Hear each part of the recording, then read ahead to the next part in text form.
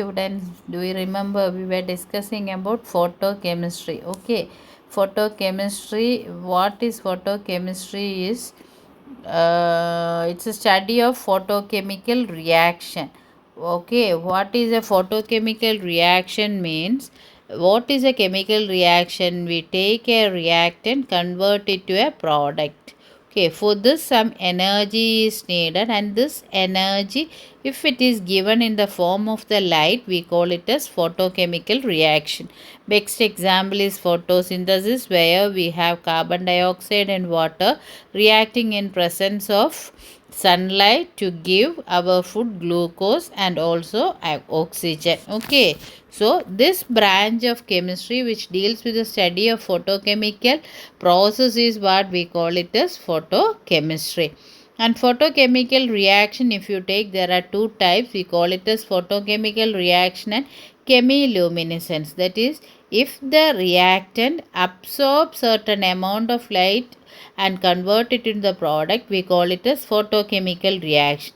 Instead of that, the reactant convert to product by elimination of light, we call it as chemiluminescence. Example is the firefly which we used to see in our homes. Okay, that there some chemical reaction will takes place inside the firefly and it gives us the light. Okay, and photochemical reactions, it is governed by three laws: Groth-Draper law, Stark-Einstein law, and Beer-Lambert's law. We have seen all these three laws, and I am going to the next topic. Okay, so next topic what we are going to see is quantum yield. Then we will see photophysical process, in that fluorescence and phosphorescence. So what is quantum yield is, we have already stated that a photochemical reaction is a process where light is absorbed by the reactant to convert to product. Okay, if this how much light each molecule absorbs, it is given by Stark-Einstein law. What he says is, if you have one molecule, it will absorb only h nu of energy, and that is enough for converting to product. If you have 1 mole, what is 1 mole? 1 mole means it contains 6.023 into 10 to the power 23. Then it needs 1 Einstein of light. Okay, so this is given, we have already discussed. So the efficiency of a photochemical reaction, that is, if you take 100 molecules, how many molecules is converted to the product, that is given by actually if the term quantum yield. That quantum yield we used to represent by the letter psi. Okay, this is how psi is written. You have to put a oval shaped 0 and you have to draw a line down. That is known as psi. Okay, and that is what is it is efficiency of a photochemical reaction. So when you give the definition, what you have to give is, it is defined as the number of molecules reacting per quantum of light absorbed, or number of moles reacting per Einstein of light absorbed. So again be careful, when it is one molecule we state as quanta. So if you have 100 molecules, it is the number of molecules reacting per quanta. Now when we give out one quantum of light, how many it is reacting. Similarly, if it is in the moles, how many Einstein it is needed for converting the moles to the product. That is what is quantum yield. And if you represent that by a fraction, we can say number of molecules reacting in a given time by number of quanta of light absorbed in the same time. Be careful, this is molecules. Or you can also say number of moles reacting in a given time divided by number of Einsteins of light absorbed in the same time. So quantum yield is defined as the number of molecules reacting per quantum of light absorbed, or number of moles reacting per Einstein of light absorbed. It is represented by this psi, and if you want you can remember this also, okay, but this you have to remember. Then deviation of quantum yield. According to Stark-Einstein law, each molecule taking part in a photochemical reaction absorbs one quantum of light. So accordingly, if you have 100 molecules, actually this should absorb 100 quantum of light. Okay, but in practice that is not the case. So if this is the case, means always psi will be equal to 1, because number of molecules reacting in a given time divided by number of quanta of light absorbed in the same time, these two are equal. Okay, because 100 molecules means 100 quanta will be absorbed. But in most cases that is not true. So quantum yield will have values less than or more than 1. Why it is having values less than or more than 1 is given by Bornstein. Okay, what he says is that a photochemical reaction takes place in 2 steps. First step we call it as primary process, second one is a secondary process. So primary process, what happens is the reacting molecule will absorb the light and it will be converted to a high energy activated species. If this activated species completely convert to the product, we will get psi is equal to 1. If you have taken 100 molecules and 100 activated compound is formed, only 90 is converted to the product and remaining 10 is converted back to R, means we will get a value psi value less than 1. In some other case, due to some other reason, it can be initiated and instead of 100 R, maybe 200 products will be formed. In such case, you will have a psi value which is greater than 1. So be careful. Secondary process is the one which decides what is the value of psi. Okay. The first primary process AB will be converted to AB star. The activated molecule undergoes series of chemical reactions and that determines what is the value of psi. Okay. Then if you take the example of reactions with quantum yield 1, when the activated molecule instantaneously decomposes, that is what is formed here is completely converted to the product, we got psi will be equal to 1. For example, Cl2 plus O2 giving Cl2O2, H2 plus O2 giving H2O2, H2S converting to hydrogen gas and sulfur, C6H4 plus Br2 converting to bromobenzene and HBr. These all are examples of reactions where psi is equal to 1. So what you have to remember, the secondary process, whatever is completed to the activated complex has been converted to product. Okay, so molecule instantaneously decomposes into the product without entering into a secondary process. In a reaction with quantum yield less than unity, when the activated molecule gets deactivated to certain extent, it can be by collision in the secondary process. That is, if you have 100 R star and only 90 or 80 is converted to the product, remaining is going back to reactant, means what happened when we take 80 by 100, we will get a value less than 1. Okay. So that is activated molecule formed in the primary process give back the reactant itself. You remember this a lot. The activated complex will not be converted completely into the product.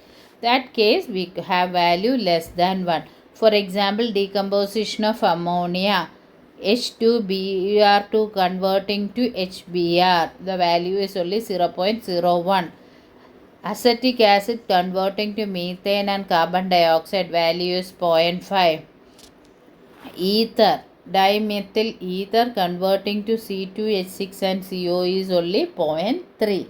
So here all what happens is what is formed activated complex will not completely convert to product. It can go back to the reactant also.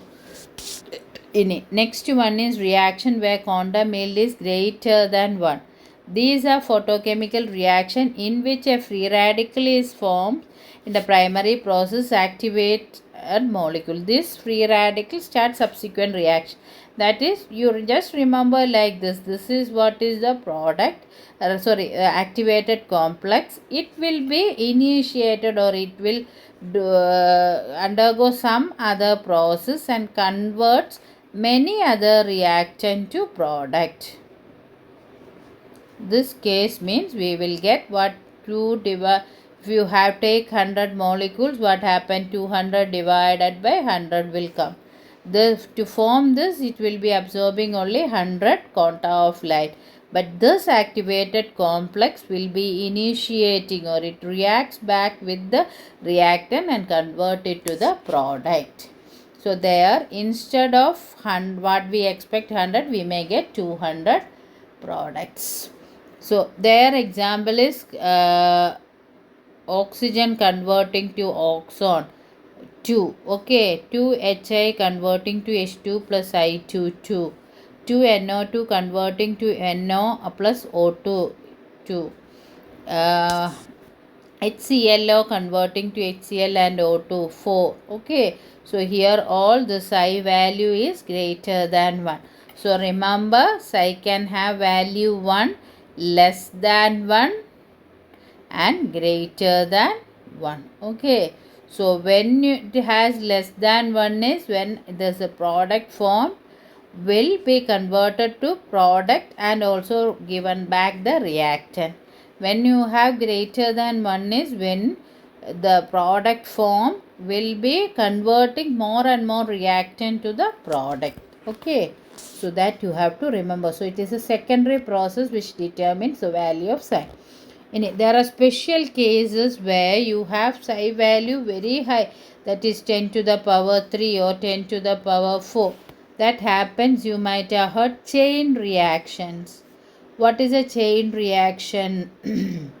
Suppose a reactant absorbs HNO, it gives this will be reacting. Okay, it gives it will be reacting instantaneously with other large number and converting to more and more active complex that will be forming. Like that, it will be a chain reaction.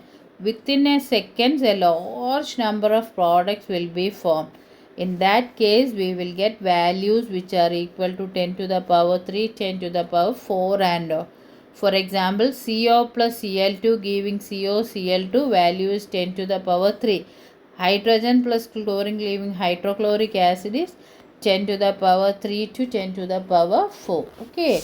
So, when you take the case of psi value, we have greater than 1, equal to 1 and less than 1. Okay, greater than 1 we can divide it into two very high cases and normal cases like 2 3. Okay, this is the case where the product formed will be in the less number, and this one you remember as a chain reaction.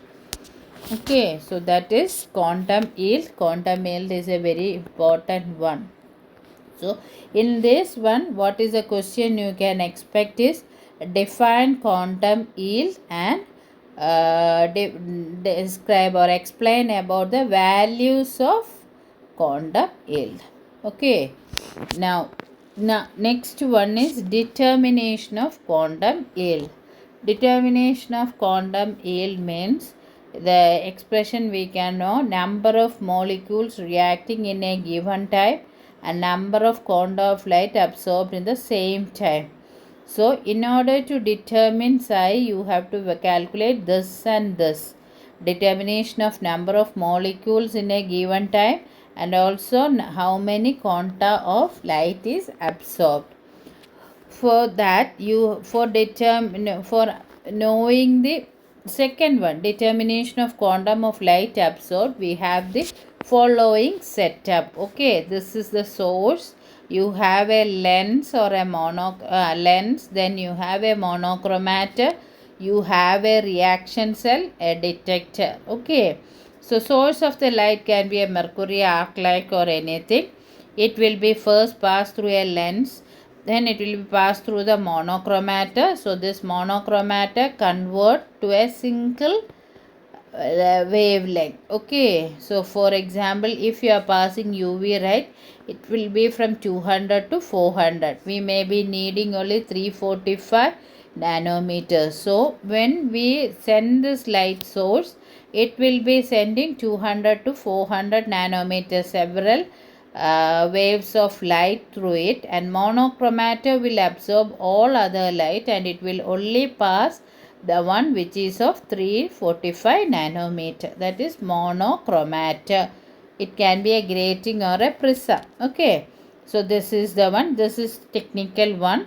Now what we have is a reaction cell. This will be made of either quartz or glass. Okay, so in this we will be taking the substance which reaction have to be happen. Okay, so that will be taken here and we will be passing this monochromator through this. So here what happens, a reaction will happen and then it will absorb the light and it will be undergoing reaction, and after some time when you count how much of light is absorbed, the intensity of the light will be reduced. Okay, because some will be absorbed by the substance for reaction. So this there will be a loss in the intensity that will be detected by a detector. Okay, so you remember this alone. You have a source, even lens you don't remember. Remember monochromator. You have a reaction cell and a detector, and this detector detects. Okay, so determination of amount of light absorbed. This is what is the steps. Reaction mixture is taken in a reaction cell made of glass or quartz. The reaction cell is kept in a thermostat. We'll keep that in a thermostat to avoid difference of temperature. Okay, then a narrow beam of monochromatic light is passed through the reaction mixture for a known time. The reaction mixture absorbs some amount of the light and reaction takes place. Transmitted light means what is coming out. Okay, enter into a detector which measures the intensity of the light, and normally detector used is what we call it as chemical actinometer. Okay, so what we used to do is, remember, first ഒരു reaction cell ഫ്രീயாக we will keep. Okay, അത് കൂടെ light pass பண்ணி വരുന്ന ലൈറ്റിൻ്റെ intensity will measure. Now what we used to do, we'll take the reaction mixture, this again the same light will be sent and will measure the intensity. So suppose if our reaction cell has absorbing quantity, means that uh, will be seen here. Okay, then the detector will measures the difference in the intensity of these two. So what we get is the amount of the light absorbed. Okay, the intensity of the light measured keeping either reaction cell empty or filled with the solvent is measured. The difference in between the two readings gives the amount of the light absorbed. Okay, imagine that we are taking a weight in the balance. What we used to do, if you want to take 1 gram of the substance, we first used to keep a beaker or any container. We'll take 1 gram of the substance. This will be emptied to the beaker for making up or something. Again we used to measure the beaker. Okay, then the difference in the weight is what is the one we added. Okay, gravimetry when you are doing, you will know that more clear. So the same thing we used to do here. Empty reaction vessel oda first வந்து light ne pass பண்ணி transmitted light intensity calculate பண்ண. திருப்பி என்ன பண்ணும், இந்த reaction செல்லில் substance எடுத்துகிட்டு light pass பண்ணி transmitted light intensity எடுக்கும். Now we compare these two. That will give you the amount of light absorbed. Okay, so the difference between the two reading give the amount of light absorbed by the reaction mixture. So there we will get how many quanta of the light is absorbed. Now for calculating quantum means we have to know the number of molecules reacting in that specific type.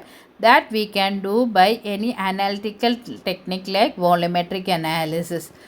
That is what we will take is they will do the same thing. Initially some amount of 1 molar substance will make it to react, pass light. After 10 minutes we'll measure how much it is reacted. Okay, so if you have both the things, when we determine the number of molecules reacting in a given time, number of quanta of light absorbed, we can calculate what is psi, because number of molecules reacting in a given time divided by number of quanta of light absorbed is equal to psi. Okay, so this is any analytical method, and this is what we have already shown. Source, monochromator, then we have the reaction vessel, then we have the detector. Detector is the one which tells us how much amount of the light is absorbed. Okay, now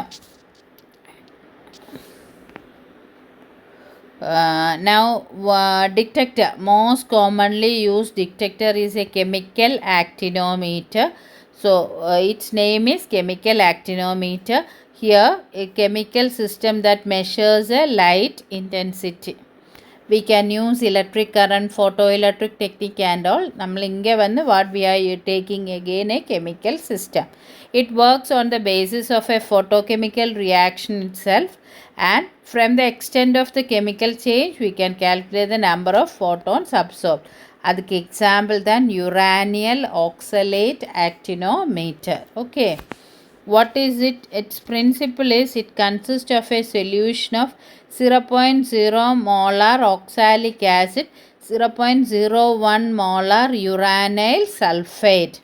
രണ്ട് solutions, ഒരു solution വന്ന് oxalic acid, second one is uranyl sulfate. Okay, so oxalic acid vanna uranyl sulfate in the presence it undergoes decomposition to give carbon dioxide, carbon monoxide and water.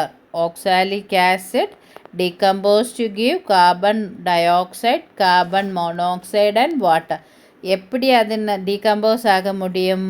அது வந்து uranyl sulfate use பண்ணி, uranyl sulfate light pass பண்ணும்போது this will be converted to a high energy activated molecule UO2 2 negative. light absorb பண்ணி UO2 2 negative see bracket போட்டு asterisk போட்டு இருக்கு. that shows that it is an activated அல்ல high energy molecule. இந்த high energy molecule இதில் உள்ள extra எனர்ஜினை வந்து oxalic ஆசிடில் pass பண்ணும்போது that will get converted to carbon dioxide, carbon monoxide and water. Okay, so it is again a photochemical reaction. Then how we have taken 0.05 molar oxalic acid ஒரு 10 minutes കഴിയുம்போது அந்த oxalic acid எடுத்து will titrate it against potassium permanganate. So we know you have already done. கொஞ்சம் heat பண்ணி 60 டிகிரியில் heat பண்ணி potassium பெர்மாங்கனேட்டும் ஆகிட்டு ட்ரைட்டேட் பண்ணும்போது it gives the end point and it tells us what is the remaining molarity. 0.05 எடுத்தால what after reaction what is present, which we can calculate how much it has been absorbed. Okay, so this here uranyl sulfate act as a photosensitizer. Why it is written in pink is we are going to see what is photosensitization next. So photosensitize, so I am not going to discuss here. You just remember this alone. Uranyl actinometer is a mixture of oxalic acid and uranyl sulfate in water. 0.05 molar oxalic acid, 0.01 molar uranyl sulfate. uranyl sulfateல light pass பண்ணும்போது that will get activated and the extra energy is given to oxalic acid to make it undergo decomposition.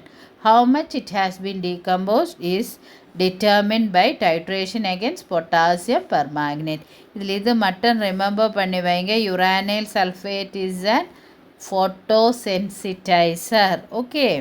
So that is quantum yield. So what you have to remember here is all this. Quantum yield is very important. What is quantum yield? You have to remember quantum yield is number of molecules reacting in a given time divided by number of quanta of light absorbed. This matter you remember in the equation.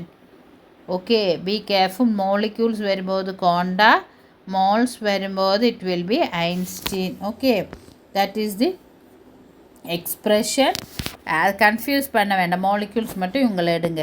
இனி அதுக்கு வந்து value வந்து it can be 1 greater than 1 or less than 1. அதுக்கு reason வந்து ஒரு photochemical reaction will takes place by two process, primary and secondary.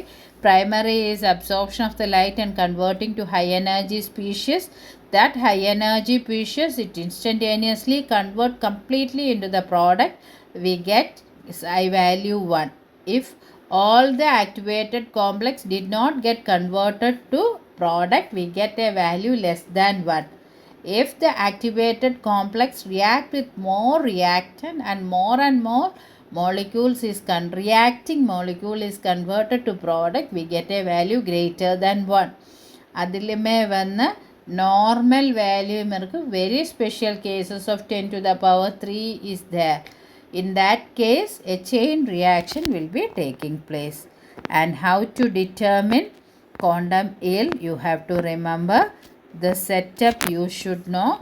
This has a source, monochromator, sample and the detector. Detector what we normally use is a chemical detector, and that chemical detector is uranyl oxalate actinometer. Okay.